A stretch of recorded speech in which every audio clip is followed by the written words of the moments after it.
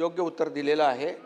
अनधिकृत आणि अतिक्रमणाच्या बाबतीमध्ये तुम्ही सांगितलेलं आहे की बाबा कुठे कुठे अनधिकृत बांधकामं आहेत त्यांची यादी करूया। मी या ठिकाणी मुंबई महापालिकेच्या आयुक्तांना निर्देश देतो की वेगवेगळ्या भागामध्ये जिथं जिथं अशा प्रकारची अनधिकृत बांधकामं आहेत आणि त्यांची एक यादी तयार करा।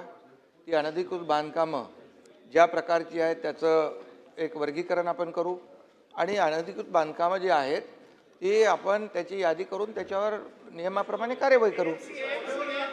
अरे एएमसी असू दे, जो एएमसी काम करत नसेल त्याची चौकशी करू। एएमसी जर चुकीच्या पद्धतीने कोणाला प्रोटेक्ट करत असेल तर त्याची चौकशी करू आणि त्याची कारवाई करू। मी सांगू का? त्यामुळे आता एकच आहे, आपण अनधिकृत बांधकामांना पाठीशी घालणार नाही। यासाठी जितेंद्र आव्हाडजी आपण क्लस्टर जी का भूमिका घेतली याचं कारणच ते की आतापर्यंत झालं आता त्याला अनधिकृत बांधकामाला फुल स्टॉप लागला पाहिजे। कुठंही आम्ही तर सांगून ठेवले सगळ्या आयुक्तांना, तुम्ही प्लिंथ झाली प्लिंथच तोडून टाका, पुढे वर येताच कामा नये।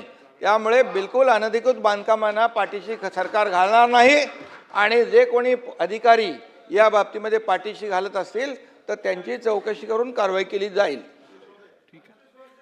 मंत्री महोदय एक मिनिट।